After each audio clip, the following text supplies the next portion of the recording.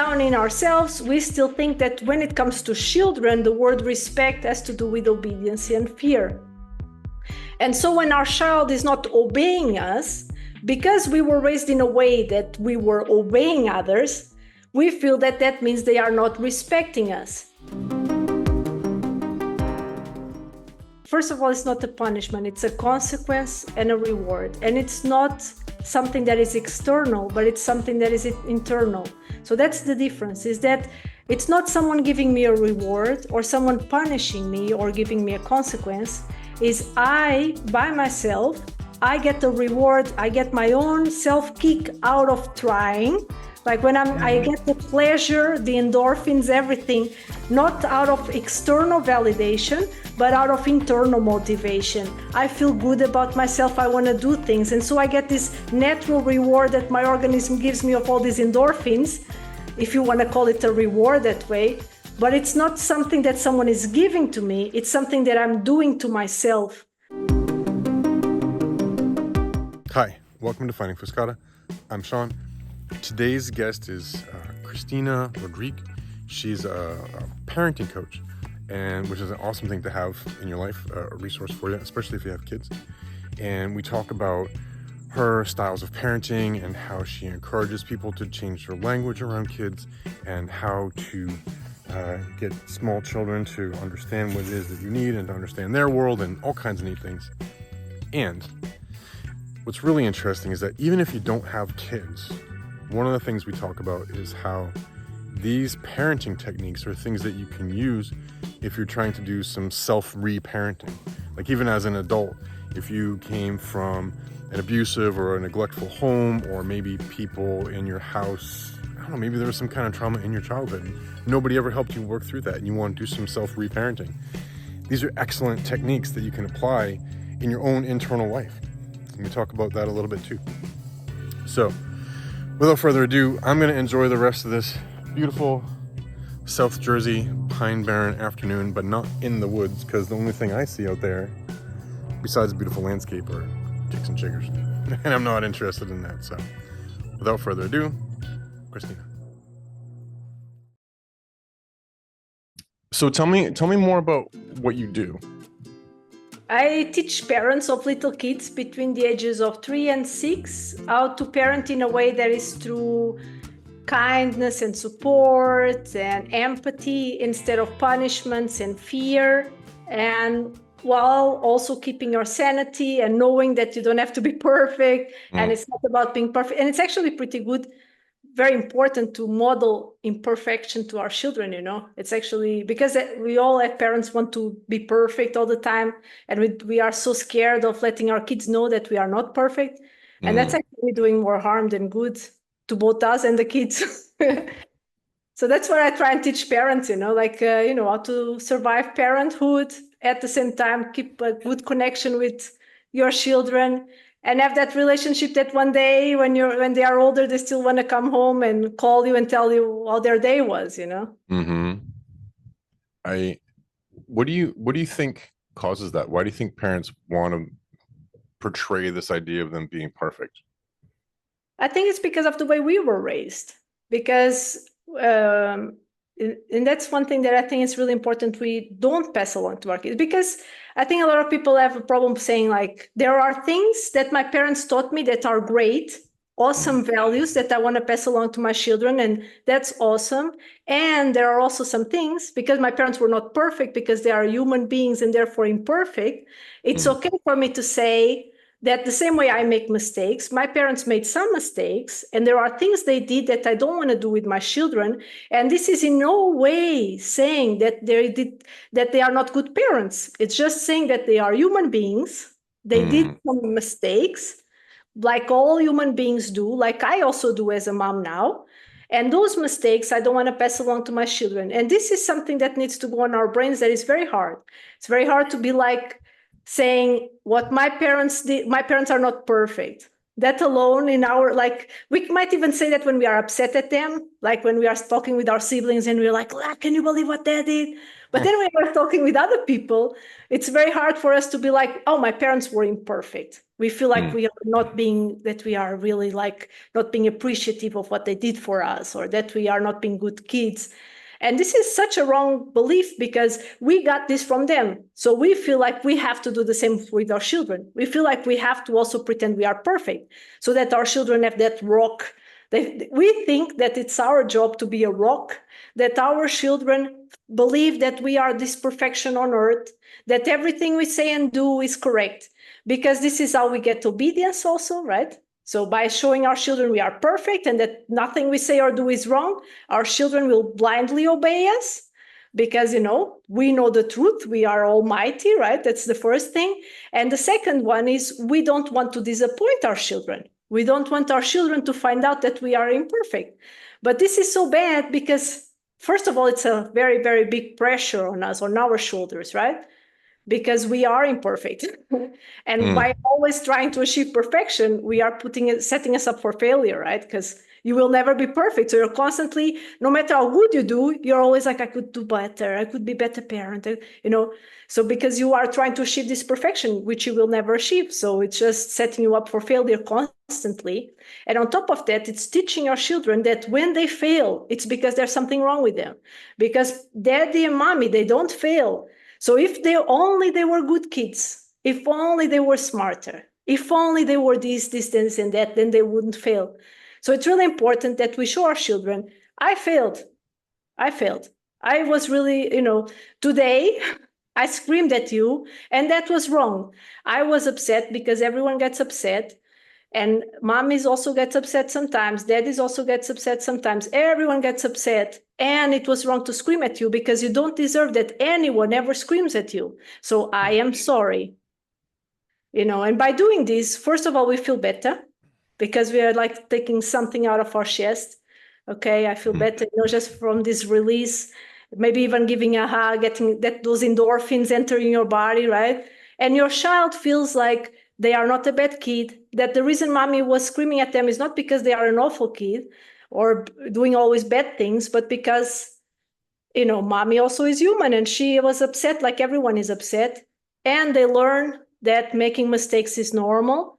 And they learn what you do when you make a mistake. You say, I'm sorry. So in those 5 minutes, you are feeling so much better. Your child is feeling so much better. It's just a healing. And it's so sad that we try constantly to try and be perfect. That's really the wrong way. Yeah, it is. My father used to say that he felt like his kids followed in the footsteps he thought he covered up. And I remember used to think like, well, don't do that, Dad, because what if you like fell off a cliff, or what if you stepped in a pile of dog crap, or they don't cover up your steps. Let me know what you're gonna do. And the approach I took with my kids was just the opposite, because I realized that they are going to do a lot of the things that I did because they're very much like me. And so, especially as they got older, I could say, hey, I see you're doing XYZ that I used to do when I was a teenager, that I used to do when I was 10, that, and it used to cause these problems for me. And so maybe let's find a different way for you to, a different path for you to take. You know what I mean? And that seemed to, how do I say this? It seemed to bring a different level of closeness to our relationships. And that's because there's more trust in companionship. And it's not camaraderie, but my children, none of my children put me on any kind of a pedestal whatsoever. And I guess maybe you can talk to this a little bit, because it addresses what you were talking about, is that it can be a kick in the ego. It can be frustrating sometimes, because the way that I was parented, and probably the way that you were parented, and the way that a lot of people were parented, is through, well, there was manipulation and intimidation a lot of the time was the way to get the behavior out of your child that you wanted to. And so when I first became a parent, I could feel myself not wanting to do that because I had seen parenting demonstrated in different ways. But there's still that part of me that when my kids like don't show the respect that I feel like maybe I deserve, then it's still like it hurts my ego a little bit, and I want to fight back and I want to go back to those old patterns. Do you see that a lot in parents that you work with or in your own parenting? Well, first, let me just go back what you were saying about like that you got closer to your kids. That's because they felt that you were relatable. There's nothing that connects people more than feeling that they are relatable. When our parents are over there and we are over here, we cannot really connect because we just don't feel like there's anything in common. Like that, when we show our children that we are also imperfect, we also make mistakes, and our children feel like, oh, I can relate to that because, you know, and they feel more like learning from you, actually, from your mistakes and from what you are, you know, showing them, not really telling them, but showing them.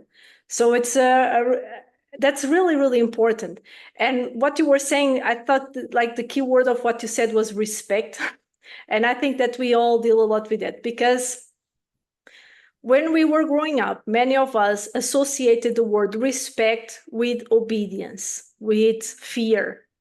So when you say respect your elders, when people said, no, you go and respect your elders, it was never because they wanted you to, you know, let that old woman sit in there and have the free seat. No, it was because you were showing some sort of challenging behavior, which was just age appropriately behavior that needed guidance, but people call it challenging, right? Because it's challenging for them.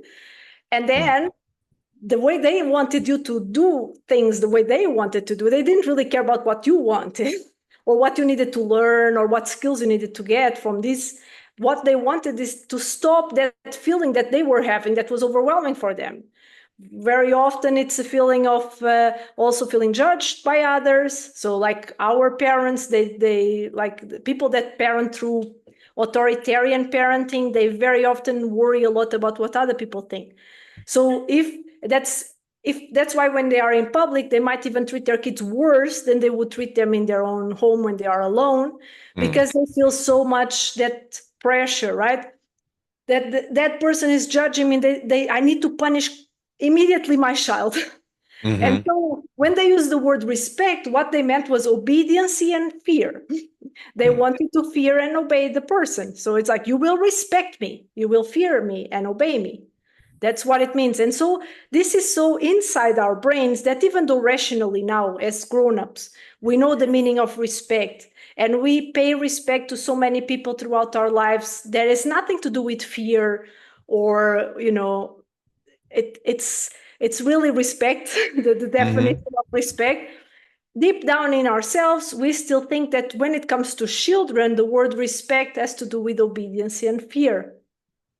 And so when our child is not obeying us, because we were raised in a way that we were obeying others, we feel that that means they are not respecting us. And because as we were growing up, we often felt like we were not respected because, again, our needs, our wants were not taken into consideration at all by our family.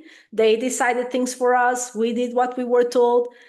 We have that need for respect. And so we want our kids to do that. But rationally, we know we don't want our kids to obey us because we know now as grown-ups, because we went through that, because we have seen, you know, all the things that are out there about positive parenting, we know that that's not how we want to raise our kids, but it's the triggers in us because it comes from our own childhood. So what we need to do is work on that, right? It's like when I'm feeling triggered and I'm feeling like this kid is not respecting me, is what do I need to self-regulate? Because I was not taught growing up how to self-regulate, right? When I was growing up, if I was feeling upset or something, I would go to my room until it went over. I come back when you stop crying, you know? So I was not taught how to deal with it in a healthy way. That's why many of us maybe went through phases where we were turning into either unhealthy people or unhealthy substances or whatever to deal with those emotions because we were going to teenagehood and we just didn't know how to deal with that because we were not taught how to deal with that growing up, right? And nowadays, as grown-ups, that we have a rational brain, we need to retrain our brain to be able to deal with our emotions and to learn how to self-regulate. And this is something that requires practice. It's not something you can do from one day to the other, but the more you do it, the better you get at it. It's like going to the gym. And by the way, I don't go to the gym. But the more often you go, the easier it gets, right? Yeah. And it's the same thing, right? So like one of the things I tell always that it's helpful to me is, for instance, before I go to bed, I try and think of just 2 things I did well as a mom today. Just 2 things. And if I can't think of anything because I feel like I had a really bad day, I matched my socks. That's one thing I did well today. I was feeling very overwhelmed, still matched my socks. So that's already. Some days are like that. Yeah, you just need to retrain your brain. And regarding the self-regulation in the moment, what you can do is like, it depends on how overstimulated you are, right?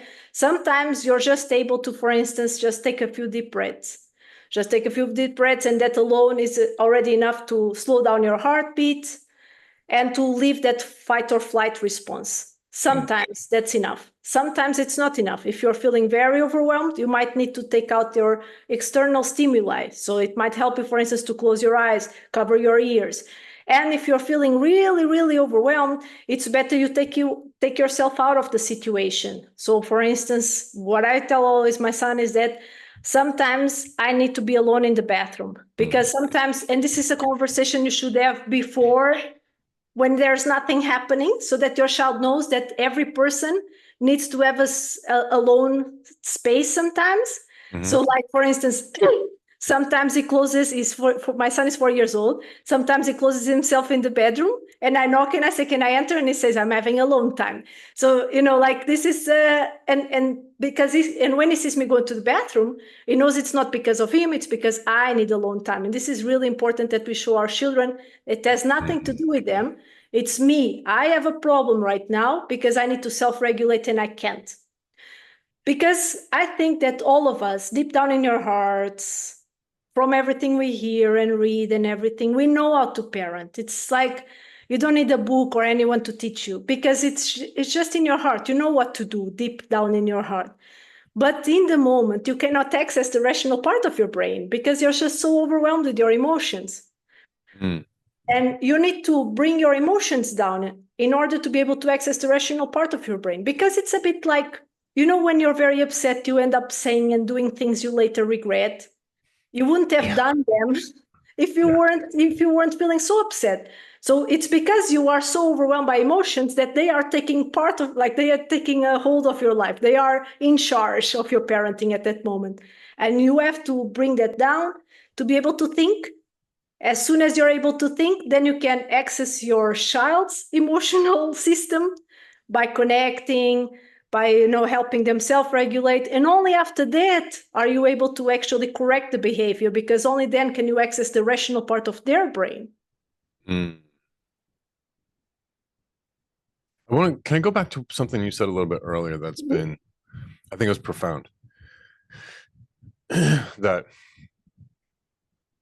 you talked about how when we were children, we often felt powerless because, you're this little tiny person living in this land of giants who can do amazing things like drive cars and open refrigerators, and we forget sometimes too, like as adults, that we get so used to doing these things that some of those things that you do on a regular basis to a child are amazing and impossible, right? But as that child, you often feel powerless, and in many circumstances, from probably the vast majority of people around the world, there never came a time, like you were saying, where they learned how to do that kind of self-regulation. And I often wonder, and especially now that you said that, I'm wondering if some of the parenting styles and habits and techniques that have just kind of become normalized over society aren't people exercising control over somebody who's weaker than them. So like, as a child, you feel powerless. And then as an adult, especially if you've never done the work to heal the wounds from your childhood, to clear those things out, then you have this little person there who you can control and manipulate. And it's got to be, now that I think about it, I wonder too if it's not a sense of fear too, because I know you feel this as a parent. Now you're suddenly very keenly aware that there's this little tiny person that you're responsible for, and you have to keep this person alive, and they're eventually going to grow up and have a career and have to function in the world. And it's got to be like a weird combination of the fear of not being sure that you're doing right, the desire to control this person that since you never had any control as you were a child, but then it seems like those two ideas kind of collide into just like a cacophony of bad parenting, you know, along with social pressures and all that other kind of stuff. But I guess the crux of it is, have you seen, or how would you, I wonder if you could phrase that better than I did, with that idea that you felt powerless as a child, and now that you are an adult and you have the power, there's that desire to impose that power on somebody smaller than you. Well, before, let me just go back to what you were saying about that, like the children cannot open things, like they cannot open the fridge door. And I think that was a really important thing, because we talk so much about, it's really so important that we understand the developmental stages of a child before we can actually know what to do in terms of parenting, because it's really unfair and that's being very light, to be mad at the child that they couldn't pick up the milk from the refrigerator, for instance, when they cannot open the door, right? And this is what we do constantly. And people talk about children as if they are evil.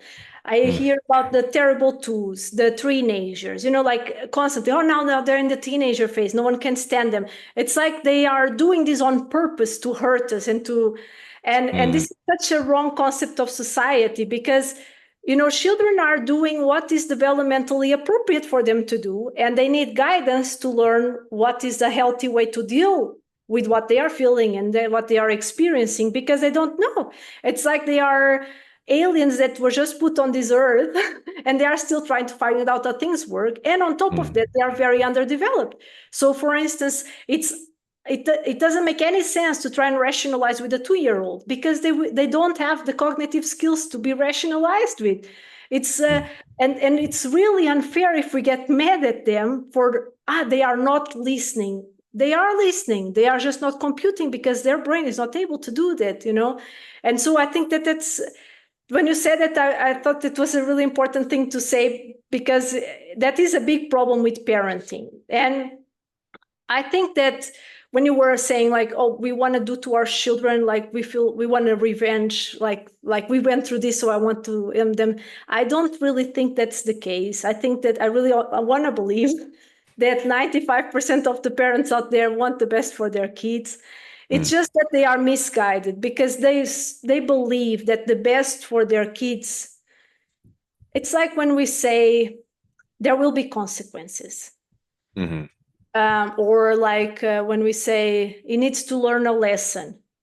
What we are saying basically is that they need to be punished. They were evil kids, because we believe that children are evil. We constantly call them naughty and all these words that are just so normal in society that we just really believe those things. And then we feel like a criminal that commits a crime must go to jail in order to, they learn, but do they really learn, And children are the same. They are evil kids. They did something evil, and now they must be punished so that they learn. But what do they learn, actually? Because what do they learn is that, when my mom is here, if I do something that she doesn't like and she sees me do it, I will get into a lot of problems. I cannot come to my mom if I do any mistakes at all, because she will definitely be mean to me. But it's okay if she's not present, if she doesn't know about this, it's okay, because actually the only problem with doing this thing is just that my mom will get mad and that I will be punished. There is no really reason. I don't really understand the reason why I shouldn't be doing this, except that my mom will get mad. So this is what they are learning, and we are distancing ourselves from our children. And when they become teenagers and get into problems and need help, you don't want your child to be like, I'm in problems. The worst thing I need right now is that my parents find out about this. You want the opposite. You want them to be like, oh, I'm in trouble right now, let me call my mom for help. That's what you Yeah. want, because otherwise they will turn to the wrong people for help, right? Hmm. And so this is, I think it's, I blame really society, and it is a lot about the way we were raised, right? Because this is that generational, it goes from generation to generation, and this is where we were raised. And I don't try and talk people in with people that are not willing to change, because I don't believe someone can change unless they want to change. And there's a lot of people that they don't want to change. That when I tell them, when I say something, when they even see, for instance, the way like my son did something that was bad, and I'm hugging my son because I'm helping him self-regulate before I can correct the behavior, I Hmm. hear people be like, ah, that's why he misbehaves. In my time, I would be completely spanked right here. The belt would be out, because that's what they want. Society prefers that you spank your kid than that you hug your kid. And this is so sad, but Hmm. it's true. Yeah. And when I remember this wasn't that long ago. I've taken a similar parenting approach with my youngest, and she's 7 now. And I I'm very aware of the world that she's going to be going into, particularly, as a teenager, with the challenges that are going on with social media and all this kind of thing. And I never wanted to actually, I never really fully articulated this, but now that you said that, I realized that this is what I was trying exactly what I was trying to do. Is I never wanted her to have I never wanted her to behave in a particular way because she was trying to please me or was afraid of me or her mom. I wanted her to be able to make the right choices for the right reasons. And then know, like you said, that we are a trusting place. Like we're a safe place that she can come back to, you know. And it was a couple weeks ago.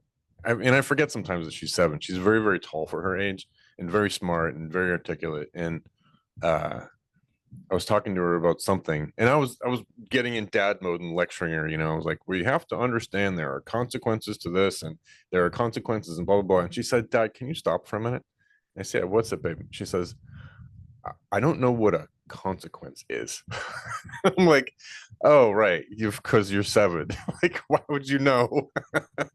Why would you know what consequences are? And it was just funny that it kind of ties back to that same thing that we talked about earlier, that like, for me it's easy to open a fridge, but for her it's this crazy task. And for me it's easy to say, well, if you do this there are going to be consequences, but not in the terms of like, if you do this I'm going to spank you or I'm going to ground you or whatever. But I was trying to explain, if you say this to your friend, or if you continue doing this, then you're not going to feel good if you eat too much candy, and trying to put it in those terms for her. But yeah, just it was funny that I was still kind of like way up here in the cerebral level and forgetting that I'm talking to a 7-year-old, you know. But I think that when we were emailing back and forth, I think I mentioned this to you a little bit, but this thing that we have to remember when we're dealing with anybody, but particularly with our own children, that whatever somebody is going through might be the most challenging thing that they've ever gone through. So, for example, I remember first learning how to ride a bike, and man, it was so hard and trying to figure it out. My dad was helping me, but today I can just like get on a bike and ride it away.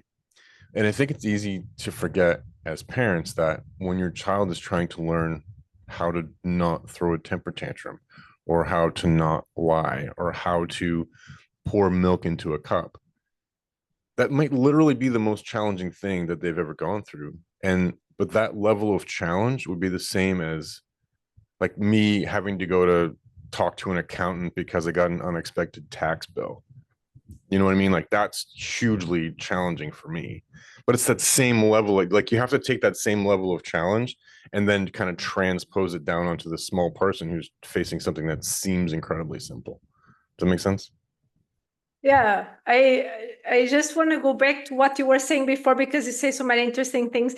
What you were talking about the consequences, and because the people associate consequences with punishment. There will be Mm, consequences of punishment, but there is like this is not a consequence; it's a punishment. The consequence is, for instance, if you don't bring your jacket, it will be rain. It will probably be cold outside, or maybe be mm, wet, right? Like you were saying, if you talk to your friends like this, they might not want to play with you. These are these are what the consequences, right? This is what the yeah. natural consequences, and it's important that we are allowing our children to learn those consequences also, right? We can, because we all learn better by doing than by being told. So even though, of course, you should tell your child, look, it's cold outside. Are you sure you don't want to bring the jacket? It's perfectly okay to let them go without the jacket. Maybe if they are very young children, you would bring the jacket in your hidden in your purse just as Yeah. a backup, right? I've But done that. I've done that to my daughter where she just refused to put on a coat, and I'm like, all right. And then I've got it in my backpack. And then after a little while, she's like, I'm really cold. I'm like, yeah, I know you're gonna be like, so here's your coat, hun. And she's like, oh, okay. and Yeah. she probably learned it, and Yeah. next time she would bring the jacket because we all learn better by experiencing things than by being told. But this is very different from a consequence where it's like, if you don't, I don't know, clean up, I will put away your toys, because this is a punishment that doesn't really teach the right thing, right? We already talked Mm, about that. So that's the thing. And now that what you were talking about, that the things are very different for children, and that we need to support that, it's again, we need to learn about their developmental stage so that we can support them the right way and understand what they can do and what they cannot do, right? hmm. Because that's like the basic thing. And also, when our child is trying to put the milk in the cup and they spill the milk, right? And it's okay to we shouldn't be like, look at what you did. On the contrary, we should be like, wow, you're really trying. It's really hard. And you keep trying, because this will help them with this growth mindset, right? Where they are not afraid to try new things, where they are not afraid to experiment and keep on trying until they make it. And we should really focus on the process and not on the achievement, because most of Hmm. us, what we do is like, they are trying to put the milk and we are there like, no, no, no, no, no. Look at what you did. Now it's all spilled. Now I have to clean this and I'm already late. And then finally, Hmm. when they manage to put the milk, they're like, great job. And what they learn is that it's not about the process, it's about the achievement. If you don't get the achievement, then it was not worth it, the whole thing. And Hmm. second, it's not very good for me to try things I'm not very good at, because I will make a mess and then I will get into problems because of that. So it's better I Hmm. just try things that I'm good at. And and then third is the thing with like, mommy doesn't really have patience for me. Maybe it's something wrong with me, like maybe I'm Hmm. just not very smart. Maybe I'm just, and the other thing is that they are very relying on external praise. So you are turning a kid into a people pleaser, right? Where for them, they only feel good about themselves if someone says, you did a great job. But if no Hmm. one says anything, they always feel like they cannot feel their self-worth by themselves. Because what we also adults should always focus on for ourselves always is that and this is very hard because we were not raised that way, is that it's not about it's not about the end, it's about the process and what we learn in the process. It's Hmm. like, Thomas Edison, it took him like 1,000 times to make a light bulb. And every time he always was like, oh, so this is not how I make a light bulb. I have to try a different way. So for him, it Hmm. was like a really like a fun thing, like, doesn't work like this, let me try like this. If he was like, oh, I suck at this, then we wouldn't have electricity nowadays. Yeah. So this is what we need to give to our children, because many of us, and that's why people are very often stuck at crappy jobs that they hate. That's why people are afraid to try new things, is because we were raised like that. That it's not about, you know, having fun learning. Are you having fun learning in school? Like, what did you learn today that was fun? No, it's like, oh, what are your grades? Tell me, what was the end result? Yeah, it's all about the result. It's not about the process. And we get this so inside our brains that it's very hard for us to leave this. And so we are Yeah. living adult lives like that. Oh, We live adult lives like that, and it's really sad. speaking of which, I have a visitor right now. What's going on, babe? Okay. Do you need help with something? You want to say hello? She's still in her PJs. You want to say hello? This is my, she's 7. Hello. This is my friend Cristina. She is an expert on parenting. So we're having a conversation about how to be a better parent. So do you think, am I a pretty good dad some of the time or most of the time? Most of the time. I got most of the time, so that's good. Oh. Do you need something, baby? Quinny, do you need something? I think she just got lonely and wanted to come down and say hi. But yeah, Jersey, come here, babe. And then of course the dog wants to say hello too. Hey, babe. Can I help you with something? You're feeling lonely? Well, why don't you go get dressed and maybe it's time to go see if Riley's awake yet, okay? She's probably awake at 10 o'clock. Okay. Well, but it's still a good time to get dressed though, babe, okay? Huh? No, you can't stay on the couch anymore. You're being a lazy bone. Go get yourself dressed, okay? See if mom can help you. All right? I love you, babe. Just come on. Oh, go. Just go on. Just Okay. It's she's on her summer vacation and yeah, summer break, you know. And she had stuff going on with school and then she had summer camp and then but all that's over now. So today's her first day that she's had in a long time where there's just like nothing happening. So I'm like, you know what, babe, just like lay on the Relax. couch. I don't care.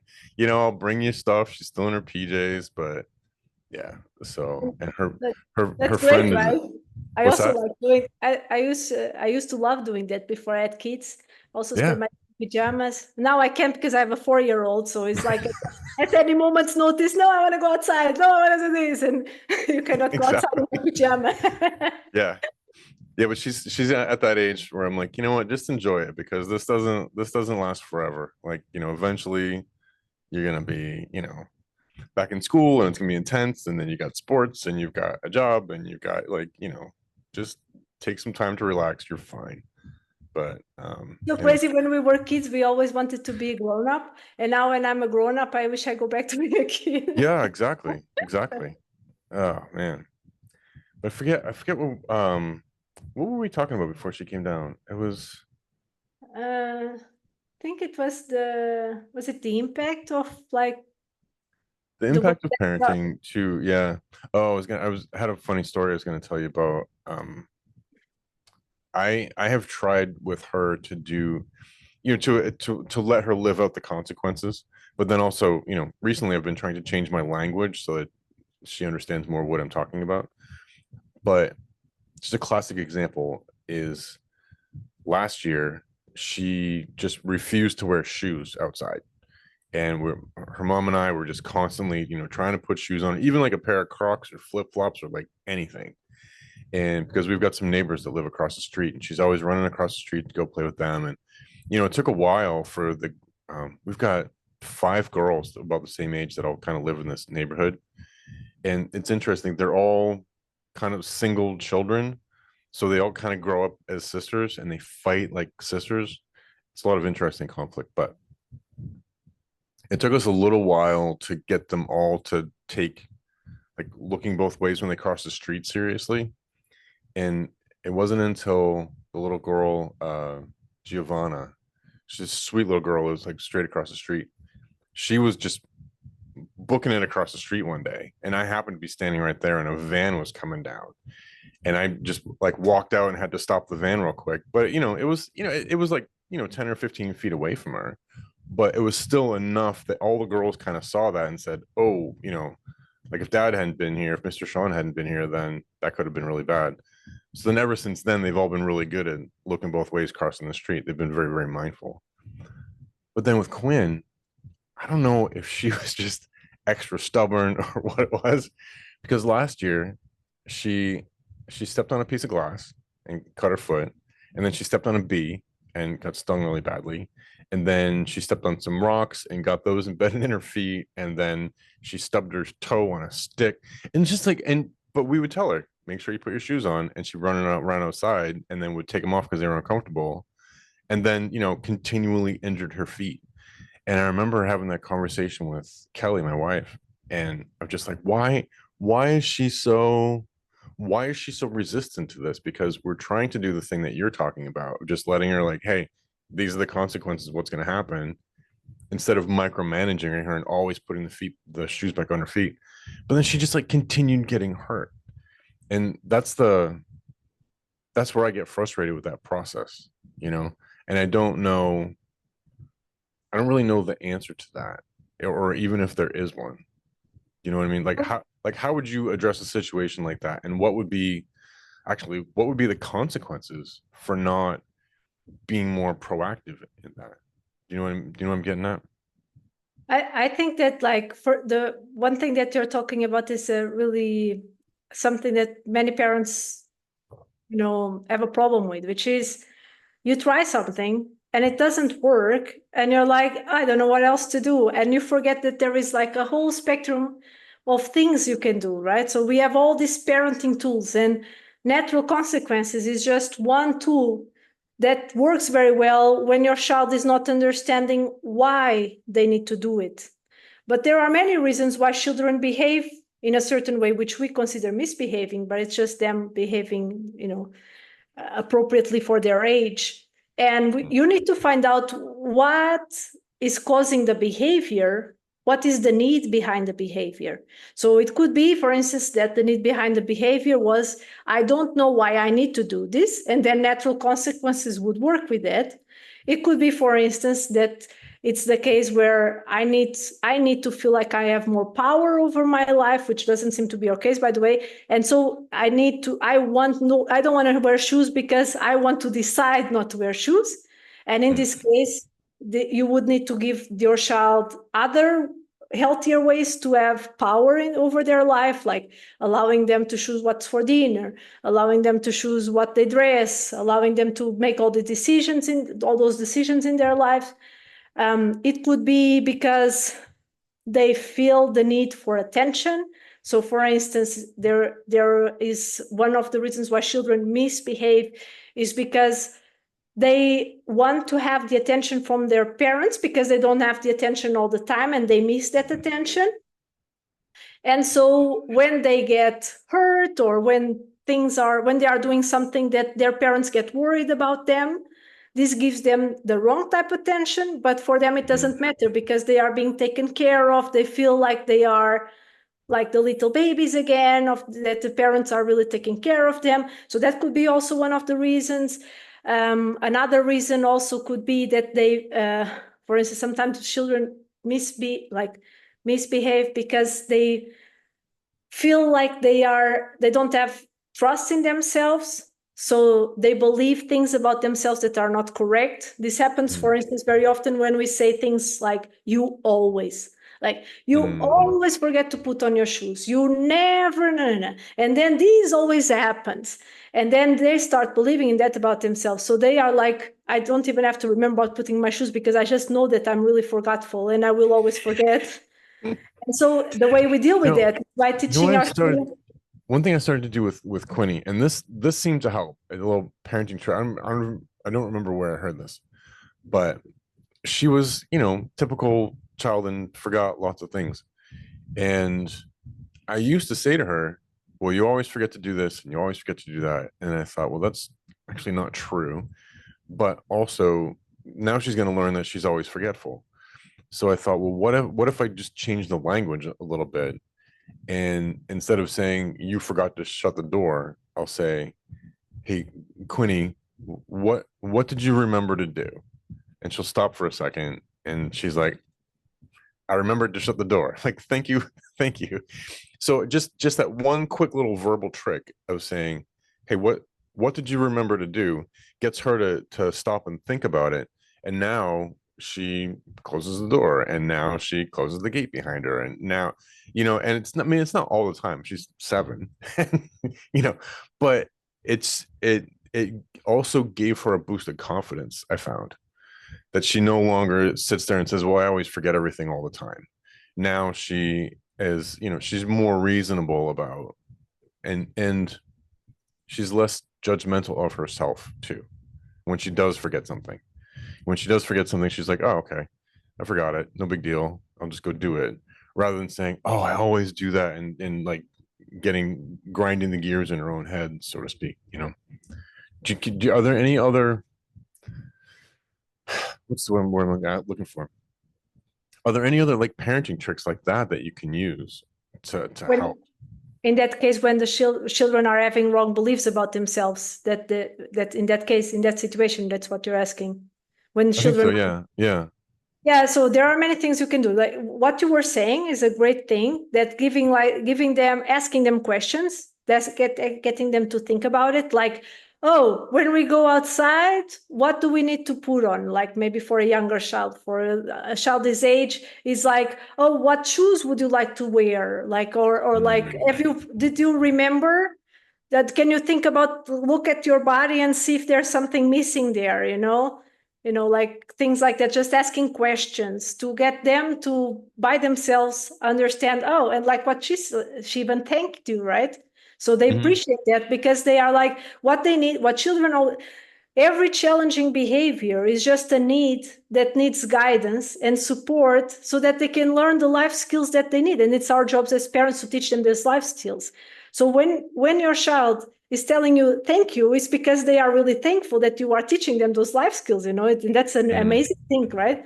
So that's the type of thing we can do. We can do that, like asking those things. The other thing is to constantly have encouragement words. And encouragement is not the same as praise, by the way.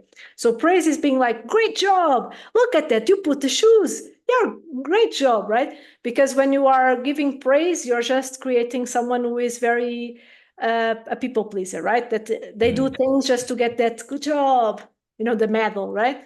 And it's the same with the stickers. It's exactly the same thing, right? I do the thing just because I want to sticker. So we don't want that. What we want is that the child by themselves, they understand why they are doing things, and they feel the self-worth in themselves, not because someone is telling them that they did a good job, but because they feel like they are doing a good job. And the way we do this is by using encouragement instead of praise. So instead of saying good job, you would say things like, oh, I noticed that it's been really hard for you lately to that even though it's hard for you, for instance, let's say, to remember to put your shoes, there were already so many times this week that you managed to. You must be very proud of yourself, So this is the type of thing that we are doing, is encouraging. It's not about how many times did she put on the shoes. It's about the fact that even though it's hard, she keeps on trying. And it's really important that we focus on this encouragement. Like, I believe that you can do this. Showing that I really believe, I have trust in you, that you will remember to put on your shoes, you got this. And sometimes you will forget to put on your shoes, and that's normal because we all make mistakes. It doesn't say anything about you. And maybe your friends remember to put on your shoes, but that doesn't mean you're worse than them, because every person is different. And some people forget the shoes, and other people forget their books, and other people forget other things. So we all have different things we forget, and it's normal to make mistakes. And it's really great that even though it's hard for you, you keep on doing it. And that's just amazing. You must feel so proud of yourself. So it's you, it's about you, how you feel. I trust that you can do this. I really believe in you, and this is the type of thing, it's encouraging, right? Because then you start getting this feeling inside you, I can do this. Not like I did a good job and daddy's proud of me, but like, I really can do this. I am like awesome, and this is what we need our children to have, so that they don't end up in stuck-up jobs where they're always like, hey, it's true. Because I feel like many of us nowadays, the problem with society a lot is that, right? And then it's like the moment, one thing that annoys me a bit about society is like the moment that a boss or whatever tells you like, oh, you did a great job in this report or whatever, you feel so good, like, I'm such a good girl. And then, they don't give you a raise, they still make you work extra hours, but you feel so good. That's how you were raised, about those little kicks of adrenaline, like, And that's really good. Oh, yeah. No, that's a really good point. They do that. Yeah, it's the whole carrot and stick management. Yeah, You're like, good we're gonna job. dangle the carrot in front of you that you're never really gonna get, but if you misbehave, we're gonna whack you with the stick just to keep you moving forward. And And that's the I way we think, were raised also, right?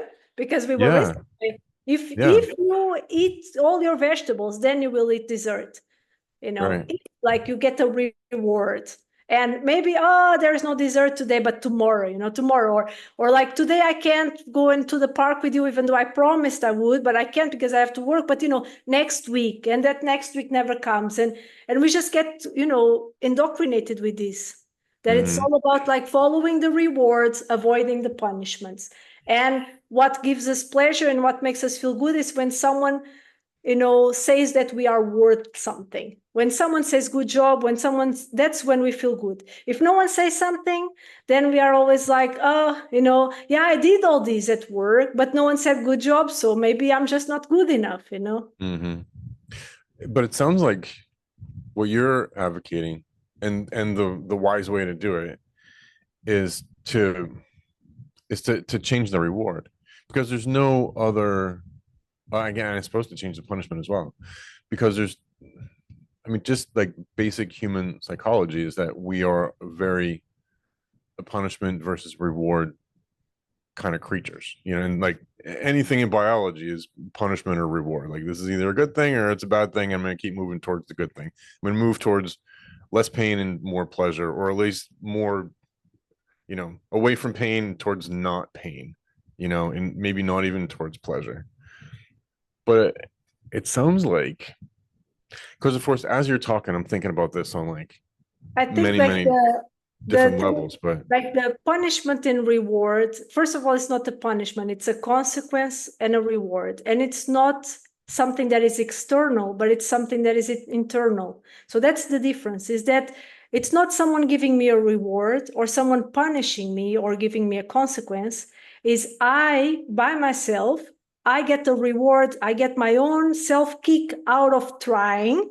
Like when I mm, get the pleasure, the endorphins, everything, not out of external validation, but out of internal motivation. I feel good about myself. I want to do things. And so I get this natural reward that my organism gives me of all these endorphins, if you want to call it a reward that way. But it's not something that someone is giving to me. It's something that I'm doing to myself. It's a natural result of the way I am. I want to try things because that's what is fun for me. It's not about the result, it's about what I'm trying. And the consequences I get are natural consequences. They are not imposed by anyone else. It's not because I fear something else or someone else. I'm not reliant on anyone else. I get these consequences because they are the natural consequences of life. If I do this will happen not as a punishment, but simply because that's how life is. So when you said like in nature, everything is rewards and punishment, it's not. I would say there is rewards and consequences, but they are all natural rewards and natural consequences. They are not imposed by anyone else. so okay, so what I hear you saying is, everything is a consequence, and it's whether it's a favorable or less favorable consequence. Like, it's either like an optimal thing or a not quite optimal thing happens, because everything that we do has consequences, right? So, Effects, yeah, cause and effect. Yeah. basic cause and effect. Like, there's a fundamental law of the universe. There's cause and effect is in everything. So what the way I'm interpreting what you're saying is, with I'm not sure how I'm interpreting this, because I'm so used to the carrot and the stick. I've been trained very, very, very well to always live by the carrot and the stick. I did 23 years in the military, and that's a very carrot and a stick. It's like, you do this, you get promoted. You do this, you get these awards. You do this, you get booted, or you get demoted. So you have to stay within these parameters of very strict behavior. And I also grew up in a Christian home, a fundamentalist Christian home, where if you do this, you get eternal life with Jesus in heaven and angels. if you don't do exactly this, then you get eternal burning in fire in hell. So you have this very narrow bandwidth of behavior that you have to exhibit, and it's very, very much a carrot and stick. So I guess imagine it like this, like, yeah. what do you prefer to happen? Do you prefer that your child feels that they are worth it, that they are, capable of things, that they can do things because someone tells them that they can do it, so that they only feel like they are capable when someone says good job? So they only feel like they are worth it when someone says good job, you're a good person. They don't believe they have that in themselves. They cannot do that for themselves. Mm. So they will always be a little subject to other people and very vulnerable to other people, right? They will be always very influenced by what other people think of them. They will tend to be people pleasers because they want other people to validate them, because they cannot do self-validation. They cannot be like, I did a great job and I am awesome at this and I can do this, unless someone tells them that, because that's how they were, indoctrinated.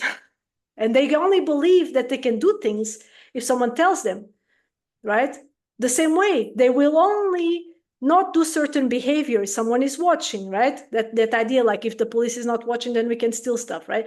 So it's, and this is an extreme case, but it's, it's that like, only if I get caught, then it's actually, because there's nothing really wrong with what I'm doing. It's only about whether I get caught or not. So if, as long as I don't get caught, there's even a saying, like, I see that sometimes in the movies, right? Like, the problem was not that you did that, it was that you got caught.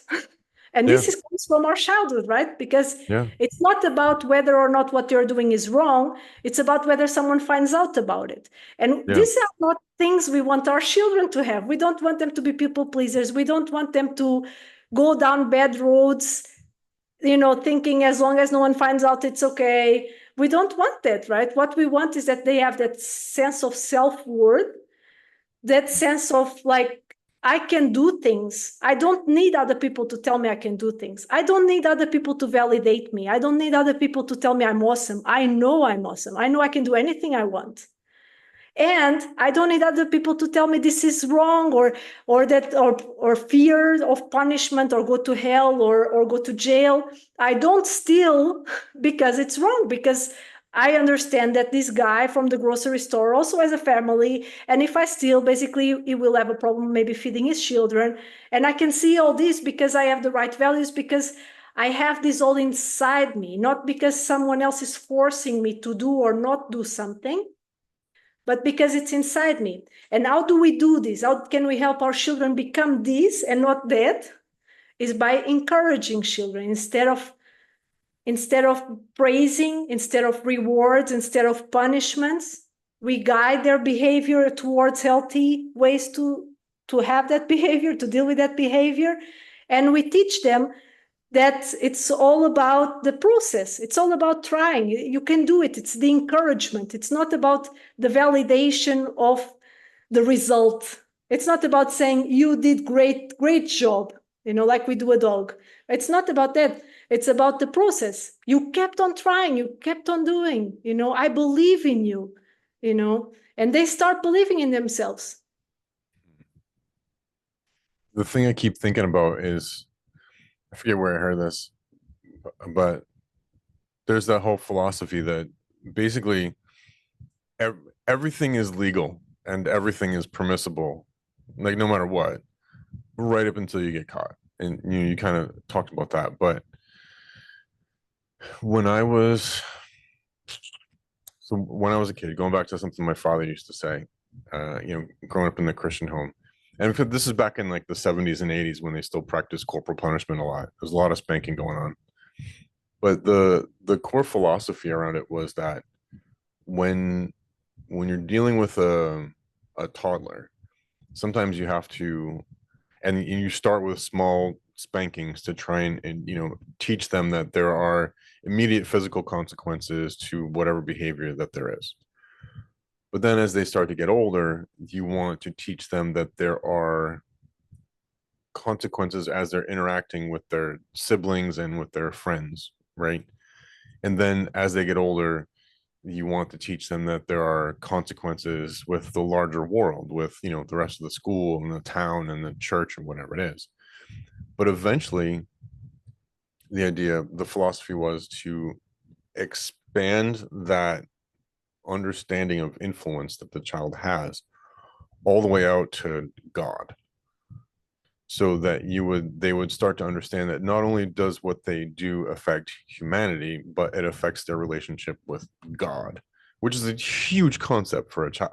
But the thing is, so as I've kind of, you know, walked away from religion, I've still kind of hung on to that idea, and I see the thing that happens in society today of, and we've moved into this materialistic, atheistic, nihilistic um, time in human history when there is no conceptualization of God, like like the greater good or life after death, or like nobody cares about any of that kind of stuff. And so the thing where I get tripped up on what you're saying, and it's based on my own cognition here, is it seems like, especially here in the West, I don't know how things are going over there in Germany, but like in a lot of places in the United States, like all those barriers of behavior, like all those ideas that people had about, you know, heaven and hell and about, you know, doing things for the greater good has all just been replaced by this nihilism. And it seems like these parenting ideas that you're advocating for, when they are played out in society, tend to break down.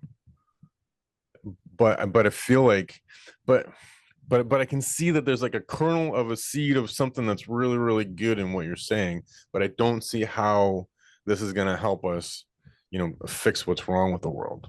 And you're smiling like you know exactly what I'm talking about and what I'm missing. So please help me out.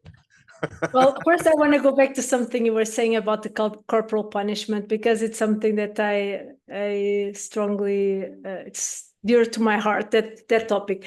And it is true what you were saying, that it starts slow and it grows.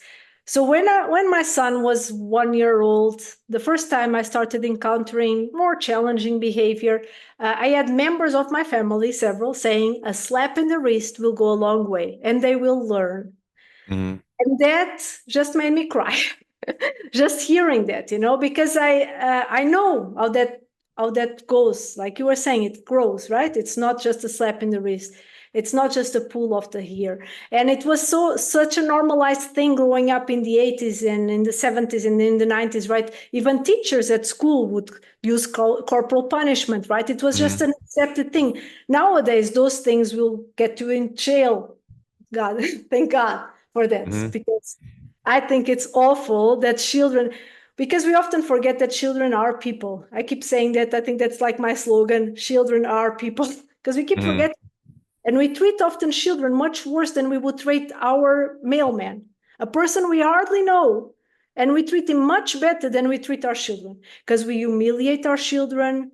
We punish our children, sometimes with corporal punishment. We do things to our children that we wouldn't do to any other person, but we feel it's our entitlement. And I even believe that it's not so much about entitlement, as we believe that it's our duty, because of what you were saying. They need that for the world, right? They need to learn this, because it's what you were saying. If they don't learn about this, then they go out in the world. Like so many times I hear people telling me like this, you know, you always talk about like, you know, empathy and all that, but what you should be teaching your kid is to go and punch the other kid in the face. If they, you know, because that's how they learn, and that's how like they, and I totally I totally get where that is coming from, because I was raised that way, right? When I was in primary school, the first time I went to my father and I said, there's a kid bothering me at school, he told me, pick up a chair and throw it at his head. That was just the advice they gave in the 80s. You know, that's just a normal thing. But but you know, did it help me? Not at all. Not at all. You know, and I think that there is this idea that we need to treat our children through fear and punishment, and teach them, you know, treat them as they are really bad people, so that they learn not to be good. And that doesn't make any sense rationally. This doesn't make any sense rationally, especially because children really believe everything we tell them. So if you keep telling them they are bad, they will believe that. They will start behaving that way. And you don't want that. You want the opposite, right? You want to be like, you had a bad moment. You made a mistake, because everyone makes mistakes. And you are a good kid, and I love you. I love you unconditionally, and I will be here to support you through all your mistakes, because that's why I'm here. I'm your parent, right? And children, so let's think about this. I'm going to I hope that this is not going too deep, but I want to talk to you about the types of parenting and what type of person they come out of, because I think that might help understand better here this concept, because this is such a misconception that people have, that we need to treat our kids really hard and, bully them at home, so that then when they are bullied outside, they are prepared for it. Quite the opposite. It's quite the opposite, right? Yeah. So there's basically 4 types of parenting. If you would make like a quadrant, you would have like, let's say here is the y-axis and here is the x-axis, and this is turned around. But just imagine, right? Okay. So on top, you have parents that are very, very kind. And in the bottom, you have parents that are not kind at all. And then on the left side, or this is turned around, but I'm going to just say, you have parents that are not firm at all. And then on the right side, you have parents that are very, very firm. Okay. So if you would think of the vast majority of us, the way we were raised with parents that were very, very firm. It's called authoritarian parenting. It's very, very firm, but it's not kind at all. It's that type of parenting where the parent is above the child. You do what you are told. I don't care what you're feeling. I don't care what you're going to do. This is my house, and you will do what I say. And you will do what I say, because otherwise I will put the fear of God in you, and I will punish you, and this will happen, and that will happen. And you grow up first being very, very mindful of other people. You're always kind of in alert mode. You want to please everyone, right? You have a really hard time with, like, situations where, you might have upset someone. You care too much about what other people think of you, because you were raised that way. You have to care about what other people think of you. You have to care about like what your actions are going to cause in the other person, because you are responsible for other people's feelings. You are responsible for other people's actions. No matter if you're a 2-year-old, you are responsible. It was because of what you did that your parent got mad. And this is actually pretty narcissist when you think about it, because basically you're telling a 2-year-old that the reason why you're beating the hell out of that 2-year-old is because they made you do it. They are such a bad kid that they actually are able to change, like they are responsible for your emotions. Yeah. And this creates really screwed up adults like us, most of us, right? We are very... I'm perfect. I don't know what you're talking about. It's just the way it is, right? We are people pleasers. We care too much about what other people think. We have a really hard time demonstrating our emotions, asking for help, because as we were growing up, we were taught that there's only one emotion that is okay, which is happiness and smiling. Everything else is not allowed. If you are mad, go be mad at your room, and then come back, or just deal with it inside yourself. I don't care. Now you will behave. You will be quiet. I don't care if you're mad. We often don't even know the words for feelings. In my classes, very often I give the parents like a big chart of all the feelings, and they don't know like many of them. Like they might even know the word from books or something, but it's not words that they would use, because most of us, we only use the word I'm happy, I'm sad, I'm angry. Like you don't have a lot of vocabulary because you didn't learn this growing up also, right? So for us, it's always like we don't even differentiate, right? I am frustrated, but I will say I'm mad, even though they are different feelings that require different approaches, like to self-regulate, right? So we didn't learn all this, and we have really a hard time growing up, talking about how we feel, asking for help from other people. And we often feel whenever we make a mistake that we are a failure. So we didn't make a mistake, we are a failure, because that's the way we were raised. If there's something happening, you didn't make a mistake, you are a bad kid. You are a bad kid, right? And this goes really inside of us. So authoritarian parenting, which is what most people advocate because it's the way they were raised. And it's very hard, as I said, it's very hard to be able to say, the way I was raised is not perfect and I want to do differently. Not everyone can do this. Not everyone can do this. Many people, they are so, attached to that because they have been parenting that way. Maybe they were themselves parented that way, and they don't want to admit that maybe their parents were not perfect, that maybe they are not perfect. And so they have a hard time. And I never try to convince parents who are authoritarian. They bug the hell out of me, and I hope one day they all go to jail, to be honest, because I think they deserve, because no person deserves to be spanked, but especially a small little child, definitely defenseless. It's just, but anyway, so there's this one here, which is the authoritarian. And then on the opposite side, you have the ones that are very, very kind, but not firm at all. These are the permissive parents. So wait, you said they're very kind, but what? Very kind, but not firm, not firm at all. Okay, got it. So they are the permissive parents. So these are those parents who are really, really very emotionally supportive, but they don't know how to set boundaries. So they would be like the type of parent that is like, the kid wants an ice cream, and it hurts those parents so much that the kid is suffering. They are so they are empaths, they are really, they feel it in themselves, and it hurts them. And they cannot really, it's very hard for them to deal with it. And so they want their child to stop being sad or whatever. And they give them the ice cream, even though they didn't want to. So they are not able to set boundaries. They can set boundaries. that's my wife is like that, because I'm more on the authoritarian side, and my wife is more on the very, no boundaries side. But the thing that I notice in her defense is that it's never because she just doesn't want to deal with it, or it's more like you said, she's just very, very empathetic, and she can feel when my daughter gets really, really upset that she can't have ice cream. My wife is just like, but she's sad. I'm like, then fine, she'll be okay. But you don't have to pay the dental bill next time she's got a cavity.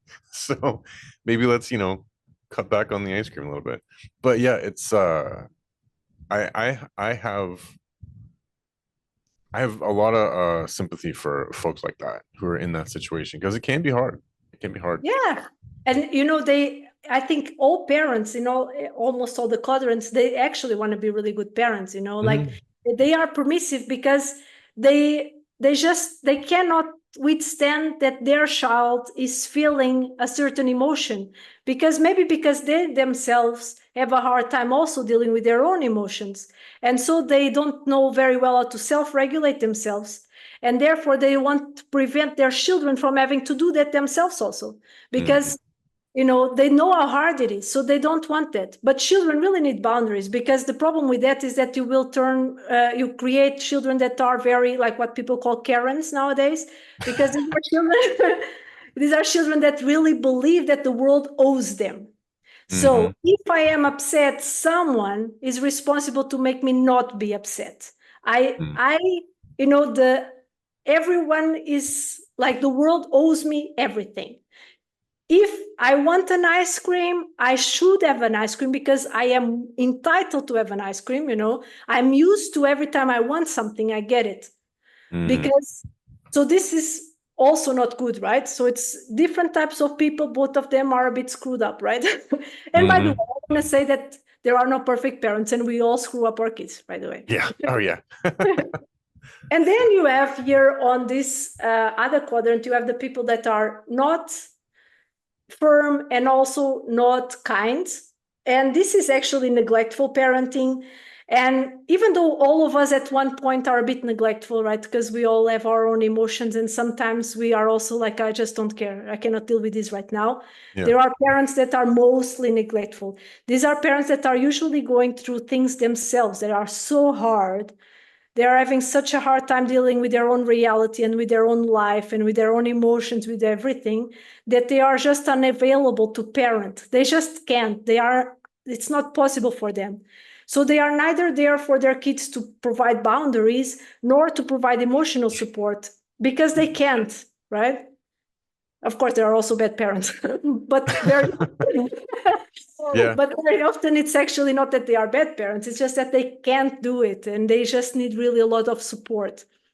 Because they are going through so many things, like, maybe they lost their jobs, they are going through cancer, they are going through, an abusive relationship, they are maybe, addicted to some substance. There's also many reasons why there's so much inside me that is going on that I just am not available to parent. So this is the neglectful parent.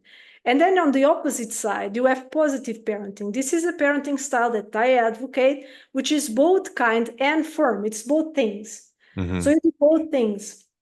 So you connect to your child. As I said in the beginning, you have to access first the emotional part of your child, help them self-regulate so that then you can correct. So let's say, for instance, in the situation of the ice cream, where your child is like, I really, really want an ice cream. You would first, self-regulate yourself, because you are probably being triggered also. Because there are people, probably it's your time to pay in the register. Maybe there's old people being like, oh my God, these people that bring kids to the supermarket, there's always people saying those things, right? Yeah. And you are feeling very overwhelmed yourself. So you need to self-regulate first, so that you can access that rational part of your brain. And then when you are in that rational part of your brain, you know what to do, right? You know that the child doesn't need an ice cream. And you know first that you need to help them self-regulate also. So the way you help them self-regulate is the same way. I'm going to give you an example so that you can understand this better. Imagine that your boss was really mean to you, right? And you go to a friend and you say, oh, my boss was really, really, and you're really upset. And your friend is like trying to solve it for you. Like, what if you did this? And you're like, you just don't understand, do you? You don't understand. You're not there. I'm telling you, you get even more upset. Or let's say that your friend is like dismissing you. Oh my God, it's not that such a big problem, like tomorrow everything will be okay again. Oh my God, why are you making such a big problem? You would be even more upset, like misunderstood, like no one understands me, right? What we want is someone to say they understand what we are feeling. That's what everyone in the world wants. And that's what your child also wants. They don't want it to tell you, for you to tell them, you cannot have you cannot have the ice cream because this and that. They don't want you to tell them that, like, yeah, you want that, but it's not possible. Why are you being such a baby about it? They don't want any of that. They want understanding. They want empathy. So they want you to be like, I understand you really want the ice cream because it's really yummy. I love ice cream. I would love to have this ice cream.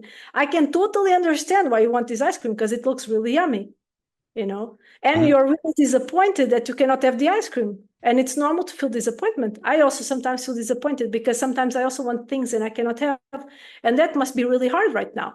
And very often that is already enough to bring their emotional state down. Just this empathy, just this recognition and like validating their emotions is already very often, most of the cases, enough to bring their emotions down.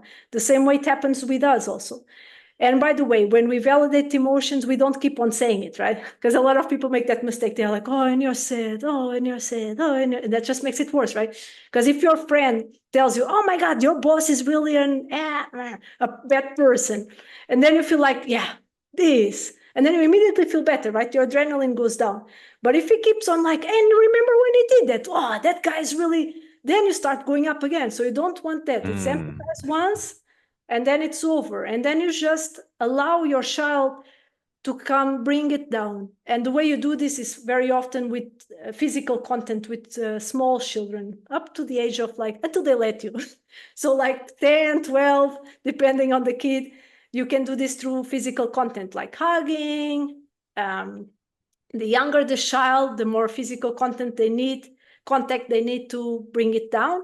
And as soon as you feel like you are both calm, that's when you correct and you say, and we really cannot have the ice cream because you need to put in your tummy things that are healthy.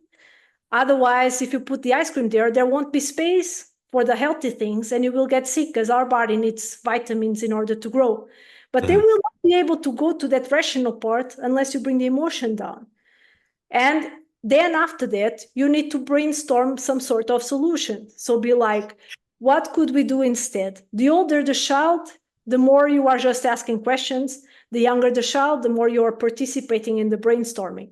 So for instance, you say, what about in the afternoon we go to that ice cream store you love? What about we pick up some nice fruit for dessert instead? Or what about we buy the ice cream and then you eat it after lunch, and you brainstorm a solution. And this is how you bring a challenging behavior in a way that this not only solved the problem in the moment, but taught actually life skills. So your child learned, what do I do when I'm feeling like this? What do I need to do? I need to self-regulate, right? I need to breathe, because with time we can also start putting mindful breathing into it. Be like, let's take 2 deep breaths together. I do that with my son. I'm like, I do that with my husband, for crying out loud. Let's take 2 deep breaths now. Because it's a wonderful skill to teach our children self-regulation. And it's very often very hard for us because we were not taught that ourselves. But just because we didn't, we had some sort of parenting doesn't mean we have to do the same parenting with our children. I keep thinking about, I keep thinking about active self-reparenting. So for adults, I forget where. I do that also. I teach reparenting classes to parents also. You teach what now? I teach reparenting yourself classes with positive discipline, so that you learn how to change your behavior, like the things that you started believe. Because remember what I was telling you, if you tell your kid you're so forgetful, it really goes inside, it gets stuck here inside their brain, and they really believe that about themselves. It's the same about us. We have these things that are stuck inside our brain that we really believe about ourselves that are not true. But we can, because now we have adult brains, reparent our brain, like retrain our brain to think differently. So I also teach classes on positive reparenting yourself. Really? Yeah. Wow. I mean, that would be so helpful. I first learned about that concept when I was going through, what was it called? So there's a 12-step program. I'm gonna have to look this up. I always forget what it's called. But like Alcoholics Anonymous is a 12-step program, and you've got Narcotics Anonymous. It's basically the same kind of thing. And I want to say this one is called Al-Anon. But it's basically children, adult children of alcoholics. So if you grow up, with a parent who was an alcoholic, then you adopt some of these kind of alcoholic behaviors, and you never got like the right parenting. But one of their fundamental concepts is that idea of active self-reparenting. And I remember I was probably like 30, maybe 35 when I first heard that idea. I was like, oh, I can just reparent myself. That's amazing, because I really, really need that right now in my life, But so tell me about, so we're coming up on an hour and a half. Wow, that went by fast. So tell me more about the classes that you offer, the things that you do, and what kind of things would you like to plug and have people aware of? Yeah, so right now what I'm trying to do is bring people into my Facebook group. I have these groups called Parents of Preschoolers, because right now I'm really focusing on this preschool age, because my son is a preschooler.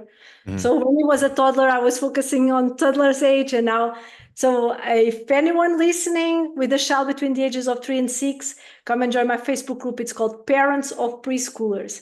But I also teach, but at the moment, because I have this membership for parents of preschoolers, but I only allow people to enter a few times a year, because I think it's better when we really become like a community, Because people, this is very hard talking about parenting, like admitting I did a mistake, and it's very hard when you have like random people entering and then you don't feel comfortable anymore. So I like to keep it like a closed space. But yeah, I have this membership for parents of preschoolers with classes and all that. And then from time to time, I do those workshops for reparenting yourself through positive discipline. And sometimes also, not so much lately, I also do, because I'm also an early childhood positive discipline educator. So I teach little children, and I'm also learning to become a mindfulness teacher for children. So I do these courses for children also that are all about social emotional learning, self-regulation, mindfulness.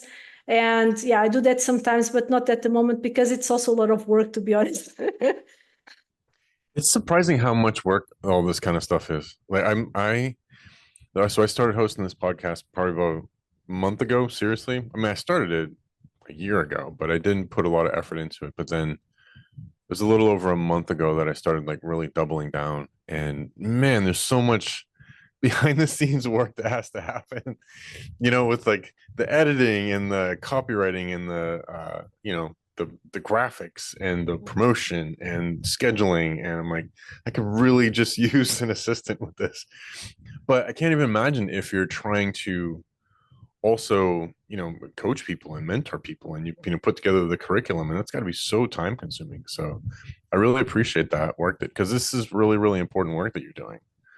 Well, thank you. Not And you just for know, children, but like for the future of humanity, really. Like yeah, I really more people believe need to be so. involved in this. Yeah. And also for parents, because very often it's like on social media, you see these like things of perfect parents, like everyone who's doing gentle parenting or positive parenting or whatever, that seems like so perfect. And you're like, oh, this would never work with my child. Oh, this doesn't work for me. Because you have this idea that everything is very perfect. And that's Mm. why I focus so much on the fact that it's not about being perfect at all. On the contrary, because it's such a wrong idea that people have, because then you don't even want to try anymore. You're like, this would never work for me. You know? I think that's an important thought to kind of wrap it up on, is that you started out by saying just always be mindful of the fact that none of us can ever be perfect parents. And as we've spoken, and I'm 100% in line with everything you said on parenting and how we ought to be doing it. But if you asked my daughter, she'd be like, I don't think you believe that stuff, Dad, because you totally, uh, yeah, because I mean, like, I make mistakes.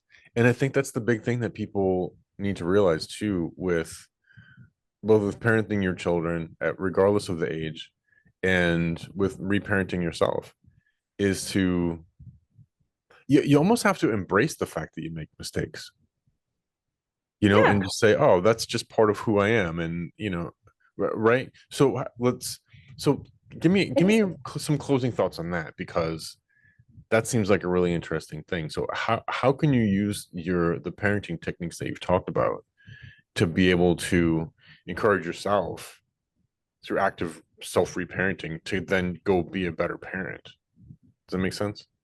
The first thing is you need to want to change. I keep saying this because it might repeating myself, but it's really important, because most people, they say you want to change, but then they don't. Like, you start talking with Mm, them and they start being like, oh, but I was parented like that and it was perfectly fine. And they cannot even rationally get the concept of the consequence.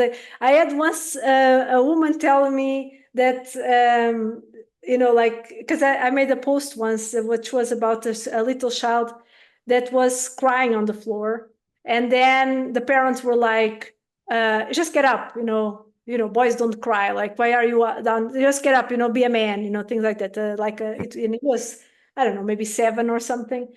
And I wrote that, like, wouldn't it be awesome if we had someone that, instead of saying get up, came to us and be like, instead of being like, because this is something that we were raised this way and we keep saying this, it's like, it's over. It's okay. Like, mm, the child is hurting. Oh, it's over. It's okay. It's already gone. It's immediately. Like we say, mm, we are telling our child that they are no longer in pain. Like, I am telling you, and small children, they truly believe that what their parents think and say and whatever is like the absolute truth. With time, and by the time they are teenagers, they start understanding that their parents also make failures. But until then, especially in very young age, they really believe everything their parents tell them. So they start really doubting themselves. They're like, oh, I feel this, but my parent is telling me I'm not in pain. Maybe I'm just a wuss, because even they are calling me, because it's true. You start calling your kid a yeah. wuss. You start saying, like, don't be such a wuss. And you start believing that about yourself, right? And Mm, I wrote, like, wouldn't it be great if, instead of us saying like, oh, it's over, get up, you're good, everything is fine, just get up, we would be like, are you okay? The same way we do with an adult. If an mm. adult gets hurt, we don't tell the adult, hey, you're done, it's over, go away, like, get up, don't be a wuss. you know, unless it's a very close friend, but normal people, we don't say that, right? And but with Well, yeah, like, well, it's just thinking about that, like, you know, as a man living in a man's world, I mean, there's a lot of that where it's like, you know, if you see somebody fall and get hurt, you're like, okay, that injury wasn't too bad. So then you're like, walk it off, bro. You'll be fine. But there's still that moment where you have to be like, was that actually like a fatal? And do we need to take this guy to the hospital, or is he just, you know, being a little turd about it? But yeah, but you're right. Like you have to, you got to acknowledge that. Yeah. If you see the mailman trip and fall on the floor, you will ask me, "Hey, are you okay?" But you don't do the same for your child. With your child, you're like, "Hey, it's over. It's good. Go away." Like, because you don't want your child to suffer because it hurts you. Because even authoritarian parents, it's a little because it hurts them, you know. They're seeing their child being vulnerable. They know that it's not okay because they were taught that it's not okay to be vulnerable. It's not okay to show others your hurt. And so they want to immediately show their children that it's not okay to do that, so they don't suffer as growing up, right? Because it's that mentality, and it goes from generation to generation. And I wrote a post and I was like, wouldn't it be great if we would treat our kids like the mailman and would ask the kids, "Hey, are you okay?" You know, just treat children like people. And you wouldn't believe the amount of people that came to me and was like, "Oh, that's how they become woos, you know, like that's how they become like, you know, they need to toughen up. I was raised like that." And, you know, and there was this woman that she told me, "I was raised like that and I turned out fine." Well, maybe some people might say that that's why I have a little hard time with my emotions. And I was like, you think it's because of that? Like, you know, because but she will always believe that she was raised the right way, and she will continue raising her kids that way. And there's nothing I or anyone else can do. The only thing that will change her mind is if one day her children parent in a different way, and that will make her think, oh, and first she will criticize her kids, by the way, because she will be like, "You shouldn't be doing that." By the way, when I became a mom, the amount of people that told me I was screwing up my child, that I was spoiling them. My son was like a baby, and I used to let him fall asleep on me, you know, before I put him in his bassinet. And I remember people saying, "You're spoiling the baby." And I was like, babies can't be spoiled, you know, like, but it's just that mentality, you know. Like the babies are trying to fool you. The baby's trying to fool you, you know, because the moment you start doing this, you will always want to sleep on you, you know. And I was like, that's a great thing. It's called attachment. It's attachment parenting. But, you know, people believe in those things. And if they don't want to change, they will not change. I used to have a friend who, she grew up in Africa, and she and her mother were still like incredibly close. Like they still slept in the same room when they were together, you know, in the same bed, I think. And I remember hearing that and thinking, like, that's bizarre behavior. And she said, no, what do you, she said, we can't believe that you Westerners don't do this, you know? And I guess the one of the things that kind of struck me was that when you grow up in an environment like Africa, for example, where there's literally lions outside the door that would love to eat you, you know, you can't have a child crying. You can't just let a child cry itself back to sleep, because that's literally going to attract predators. You can't, and so you have to have that kind of closeness. And when you've got, you know, snakes and scorpions and all this other kind of stuff, like you want to be there as a parent so you can chase those things away and keep your child close to you and safe, like at all times. It doesn't matter how old they are. It's like this weird Western thing that we've come up with, where we like take our child and lock it in another room and expect it to just comfort it itself and it'll be fine. And you know, I think it's not even just because of the dangers. It's because it's an innate feeling. Like every single mom wants that closeness with their child. And it's just, we want that, but society tells us that it's wrong, that we are screwing up our kids, that we are, when it's in fact, it's quite the opposite, because children, especially in the first year of life, they really need closeness. In the newborn age, in that infant age, when they are very small, newborn, they need that physical contact with their skin to skin, even skin to skin, really. They need that. It's like, this is not just me saying, it's like scientifically proven. It's like that. We know this. but still we keep on finding ways to like, oh, is he still sleeping in your room? Oh, that's not normal, is he still sleeping in your, like in, close to you, or like in a whatever, everything is like, even now my son is 4 and is like, why are you hugging him when he should be punished? Society is always trying to make parents feel bad for connecting with their children, and I find that so sad. Really, I find that really sad. I have to wonder if it doesn't go back to, particularly in the West, where we've adopted this education system and this mentality around, I don't want to say capitalism and It's set off the wrong capitalism. kind of people, but I think you know what I'm kind of getting at, where we have 100% capitalism. yeah. But it's like we've taken, so I'm a capitalist. I'm a businessman. I want to make money, and like absolutely I understand this stuff. I understand all these things about capitalism, but the way that I see the world is that, like in a family, you've got like the mother figure and the father figure, and or you can say masculine energy and feminine energy maybe, but those two things have to be balanced. And in my view, when you look at an economic structure, capitalism would be the masculine part of that, where it's like driven and growing and achieving and all that. But then socialism would be the feminine energy of that, where it's like we still have to be like nurturing and looking after and sustaining, and like those two things. And it seems like when societies become too far into socialism, stuff starts to crumble. Communist Russia, right? Or communist China, but then when things get too far into capitalism, things also start to crumble. Think United States of America. And because you have to have the blending of those two things. And I know it seems like we're totally getting off topic, but in a way we're kind of not, because these parenting principles that you're talking about. So I am a student of Hermeticism. Are you familiar with Hermeticism?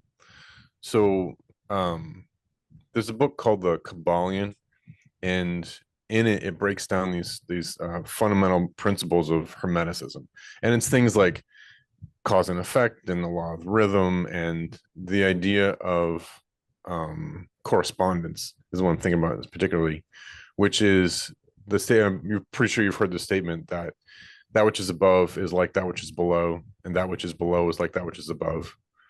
And then some people will say that which is within is like that which is without, and that which is without is like that which is within.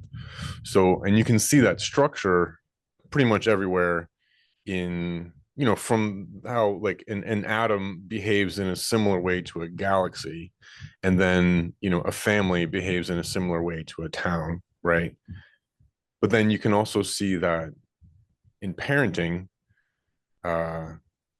those behaviors that you have are going to behave in a similar way to an economic structure for, international corporations, like those things, those same principles sort of apply. And I know I'm going way off topic right now, it seems like, but that's to me like why I see that these things that you're teaching and the work that you're doing is so fundamentally important, because this is the kind of thing that, like, once these seeds start to get planted and grow, then the people who learn these things, the people who do this active self-reparenting, they may be a banker, or they may be a politician, or they may be the CEO of a billion-dollar multinational corporation. And if they can start taking these tools and applying them in their own lives, then those things start to trickle out through the rest of society and culture. You see what I mean? think that it's already doing, because I notice a lot like this this Gen Z that are now starting to work.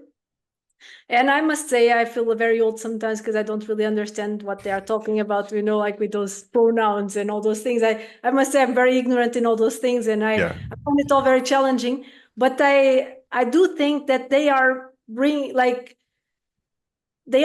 that into society already, because they were already parented by Gen Xers, right? Which are already people who wanted to change things. And so they are already saying things like, I will not work on my lunch break because it's my time for self-healing. These are things that Gen Z is actually saying right now. Like they actually say these things, right? So that's, you see on TikTok, people making fun of Gen Z, and I'm always like, great for them. We should all be doing that, right? Like we should all be setting those boundaries and being like, no, I am not going to work 10 hours a day. I remember seeing a TikTok of a Gen Z kid. He was doing an internship. And I remember when I was doing my internships, I was like, trying to be like, yes, sir, yes, no, like really trying to, I want them to like me, I want them to, and they are just like, I can't come to the morning meeting because I have gym, and that's just the way they are. And I think it's great, I think it's great. And this is because of the parents they had. And I think Gen Alpha will probably be even more evolved because every generation we evolve as mankind, right? And one day, maybe the grandsons of my son will live in a world, hopefully, that is a bit more like Star Trek, where people do things because they want to grow as mankind and not because of the pursuit of money. But it's just me being idealist, maybe. Yeah, no, I 100% agree with you. And I think that there's that saying that science progresses one funeral at a time, because there you get young people with new ideas, but then you got these old heads who have their tenure, and they've built their whole career around this one idea, and they're not going to let go of it until they're in their grave. And I think that society is kind of the same way. Society progresses one funeral at a time, which sounds terrible to say, but it's true. But hey, listen, it's been an hour and 45 minutes. This was amazing. This went by so fast. Wow. So do you have like a closing thought? So actually, before you give me a closing thought, tell me like your website, your like, how do people get in touch with you? You mentioned Facebook earlier. Yeah, so Facebook, the group is called it's called Parents of Preschoolers. If you don't have a preschooler, you can follow my social media on Did you say Facebook. parents? Did you say parents of preschoolers? Yeah, that's the Parents name. of preschoolers. And my website, my Facebook, my Instagram, everything is called Changing Parenting, like it says Changing here on my parenting. phone. So that's easy to find. So changingparenting.com, Facebook/Changing Parenting, Instagram/Changing, everything is Changing Parenting. And So what's your full name? Oh, that's complicated. I already changed my name several times, but right now my name is Cristina, because I'm Portuguese, Yeah. Obergrussberger, because my husband is German, and Rodrigues. Whoa, I see. Wait, okay. Wait, hang on a second. I gotta look at this. Maybe it's easier. Oh, okay. So how do you pronounce? Wait, how do you pronounce your first name? Because to me, it's just Cristina. Cristina. Cristina. Yeah. It's more like a sh. And Cristina. Yeah, it's fine because it's not like an sh, but for me it's an s because I'm Portuguese, so that's how we pronounce the s. So it's Cristina. Cristina. Okay. And then the middle name that's amazing. Obergrussberger. Obergrussberger. Did I get it right? That sounds very good. Yeah. And then the last name, like I've never seen this before, because to me, I'm used to like Rodriguez and stuff like that, but that's not it. That's Spanish. So it's Rodrigues. One more time. Rodrigues. Rodrigues. Yeah, that's almost Portuguese. Yeah. But say it fast. Rodrigues. Rodrigues. Rodrigues. Yeah. I like it. Okay. That's an awesome name. I was like, I'm gonna have to ask her about this. Like,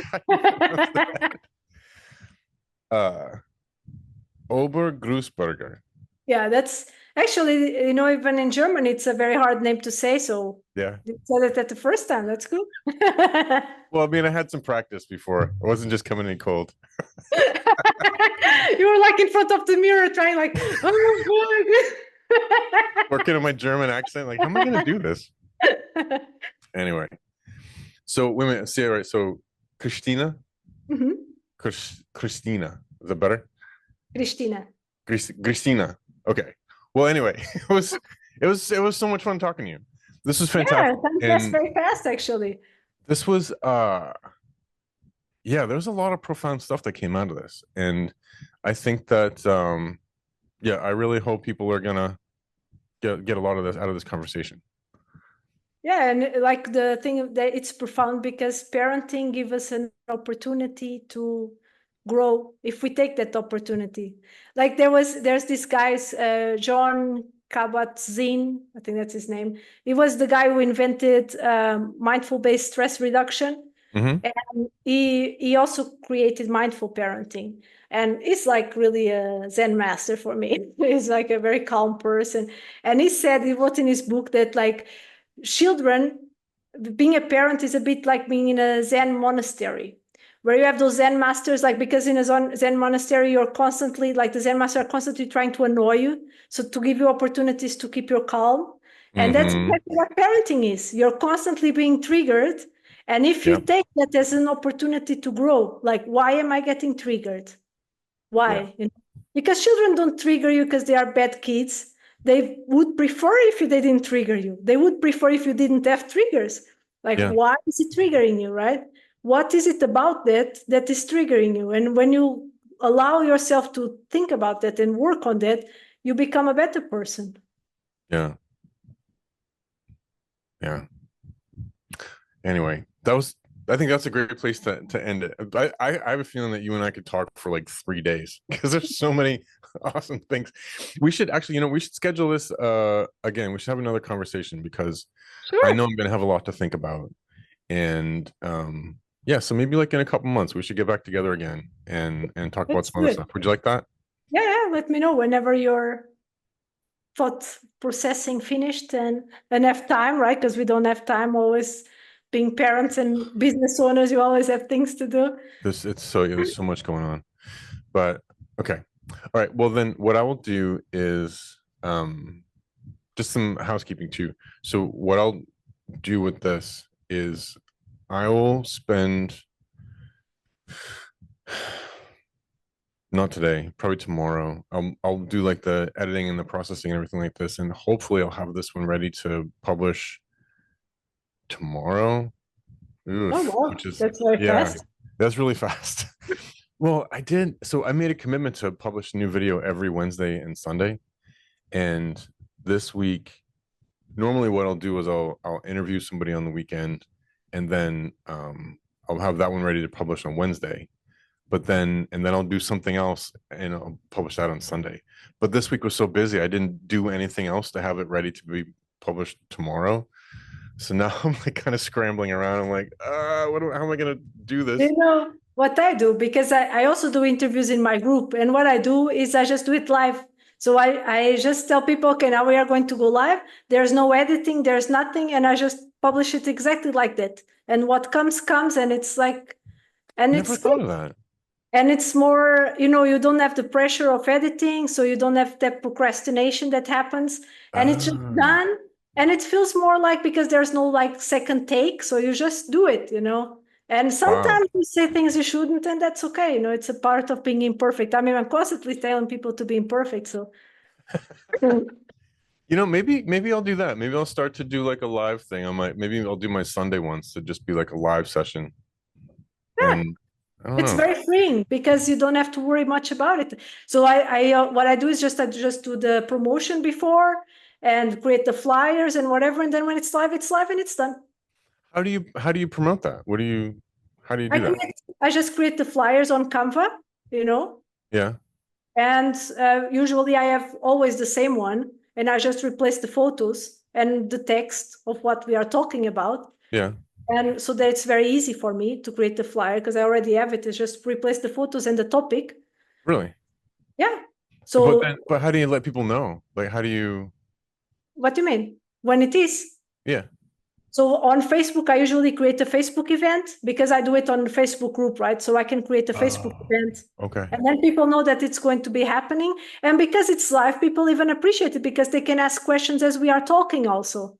So that's really, and I always ask the people that are coming on my thing to also tell people that they are coming to my group, so that maybe they would also come to my group to see it live and ask questions.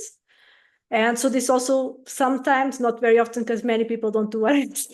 Yeah. But some people do. And then, and then afterwards, I ask people also that came to share in their social media that they came, like with the link to watch it. And I do that also. Then I send to my mailing list and things saying, if you could miss this live, come and check in the group. That's then how you I do.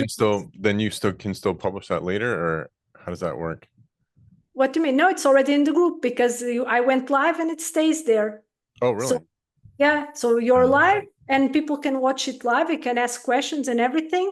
And as soon as you finish this recording in the group, and I'm pretty sure you can also do that.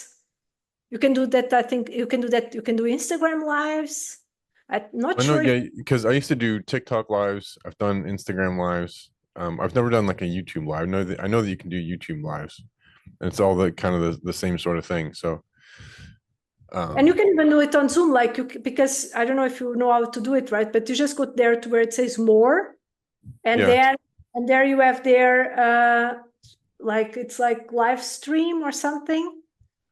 I've got whiteboards, notes, captions. I got host tools, React, chat, participants, video. Well, then you need to go to the settings of Zoom first on the website of Zoom, inside your profile. Okay. And then you go to settings, you go to meeting settings, and then you just do Control F and you search for live stream or something like that, or live, and it will show you the option. And there's two options. It's the second one. And in the second one, then you can choose where you want to live stream it. So if you choose, it's like this live streaming to a Facebook group. Right now, it's pretty complicated. But if you just want, I do it, but you have to check on Zoom the way to do it because it's a bit complicated. But live streaming to a page, for instance, is very easy. You just go to this more live stream, select Facebook, and you're just live. So it's very easy, and you can live stream also from Zoom to, I think, YouTube also. So it's pretty. My classes, I also do it like that. I do my classes on Zoom, but I live stream them to my group because I have a group just for my membership. Oh, okay. And then it stays there also, so they can watch the recording. So I don't need to have space on my website, with all the recordings. Okay. I think Facebook groups are amazing. Yeah, I'll have to look. I've never developed any of my Facebook stuff. I used to be really active in Facebook, but then probably, I don't know, I think it was like during the first election when Trump was running for president, and it just got so toxic and horrible over there on Facebook. It's all the vitriol. And I just kind of like tuned the whole thing out. So I've hardly been on Facebook at all since then. I didn't use Facebook. I didn't use social media at all before I create this business because I was very against social media. Yeah. So then I was like, I need to do this because if I want to do an online business, I need to. And actually, I've been doing since February this business course where they are teaching me this, how to use Facebook, basically, because I feel like an ignorant person, like an 8-year-old that doesn't know how to use social media. And it's very hard, actually, taking care of all the ads, and understanding Facebook ads and all that. But I guess we have to do it, right? Yeah, it seems like this is the way. This is kind of the way of the future. It seems like, going back to what we were talking about with capitalism, is that there's no way. I don't know how things are in Germany right now, but in the US, the inflation is so out of control, and you can't, and wages aren't keeping up. Like, I've got a really, really good job, and they gave I work for the federal government, and they gave us a pay increase this year I think it was like 3%. But where I am, inflation has been 30%. So I'm like, thanks for the 3%, guys. It's still not gonna get me where I need to go. But I don't see anything that indicates that that's gonna change anytime soon. Like, I have no faith in the government. I have no faith in the corporations. I have no faith in any of these people to do the right thing to try and fix the economy. because I think that, this is all deliberate. This is part of their plan of what they're trying to do. So this is, of course, they're not going to change it. This is exactly what they want. So I feel like it's on us as citizens, as, sovereign individuals, to find other ways that we can start making money. And doing stuff online is a fantastic way to make money. You get to, collaborate with people from around the world. You get to have, expose amazing ideas, and it's practically unlimited. It just depends on, if you learn how the algorithms work and you learn how the systems work and you put together something of value to people, then your earning limit is just whatever your imagination can come up with, What I've been understanding is that, because I've been doing this for 2 years, and I have been struggling, I must say. And I think we all struggle, right? And it's like, what I've been learning is that there is no one who's going to make this work for me. This is not something that is just like, oh, I wish I can do this. This is something I'm going to do regardless, even if I'm not making any money. This is something I really believe in, and I want to do this. And this will only work if I am all in, even when it's going bad, because it's very easy to be all in if things are going well, right?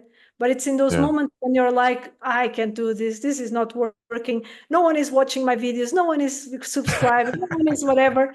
And, and you still do it. And I keep think going. That's what separates people who have success from people who don't. I posted a video about that a couple days ago because I've noticed that pattern in my life a lot, where like during COVID, right, when everybody was locked down, and for a few years before that, I had this obsessive idea that I had to start a YouTube channel because I love interviewing people. I love having conversations. I wanted to do this. But part of my limiting beliefs in life was that, like, nobody wanted to listen to me because I was like, my late 40s. I'm like a 40-something-year-old white dude from New Jersey. Like, who's going to listen to anything that I have to say, right?